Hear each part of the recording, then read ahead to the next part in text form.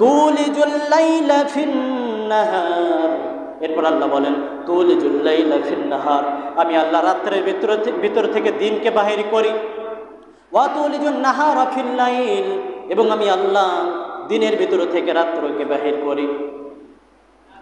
আল্লাহ রাত্রের ভিতর থেকে দিনকে বাহির করেন এবং দিনের ভিতর থেকে রাত্রিকে বাহির করেন। এর অর্থ হলো এমন, দেখবেন যখন শীতকাল হয় তখন দিন ছোট হয়ে যায়।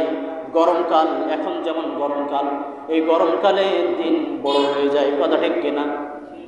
আল্লাহ পাক রব্বুল আলামিন এই গরমকালে, এই গরম আবহাওয়ার ভিতরে এই দিনকে আল্লাহ, ওই রাতকে আল্লাহ ছোট করে লম্বা করে দিনের ভিতরে ঢুকিয়ে দেয়, যেই কারণে এই দিন বড় হয়ে যায়। সকলে বলি সুবহানাল্লাহ।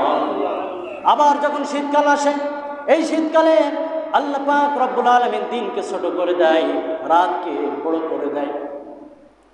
ওরকম ভাবে যখন শীতকাল আসে, এই শীতকালে আল্লাহ পাক রব্বুল আলামিন ওই রাতকে টেনে দিনের ভিতরে দিয়ে দেয় এবং রাত ছোট ছোট হয়ে যায়, দিন তখন বড় হয়ে যায়। সকলে বলি সুবহানাল্লাহ।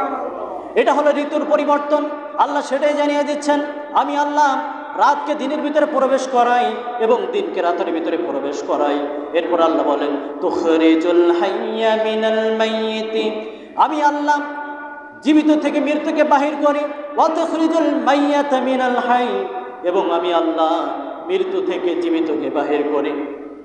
আল্লাহ জীবিত থেকে মৃত্যুকে বাহির করেন এবং মৃত্যু থেকে জীবিতকে বাহির করেন। এর অর্থ হলো এমন, যেমন মানুষের বীর্য থেকে আল্লাহ পাক রব্বুল আলামিন, এই বীর্য হলো মৃত্যু, এই মৃত্যু থেকে আল্লাহ পাক রব্বুল আলামিন জীবন্ত মানুষ বাহির করেন। সকলে বলি সুবহানাল্লাহ। শুধু তাই নয়, একটা মুরগি, এই মুরগি হলো জীবিত, এই মুরগি থেকে আল্লাহ পাক রব্বুল আলামিন মৃত্যুর ডিম বাহির করেন, এই ডিমটি হলো মৃত্যু। আবার এই মৃত্যু ডিম যখন তাওয়া দেওয়া হয়, কিছুদিন পরে ওই ডিম থেকে আল্লাহ পাক রব্বুল আলামিন আবার জীবিত বাচ্চা বাহির করেন। সকলেই বলি সুবহানাল্লাহ।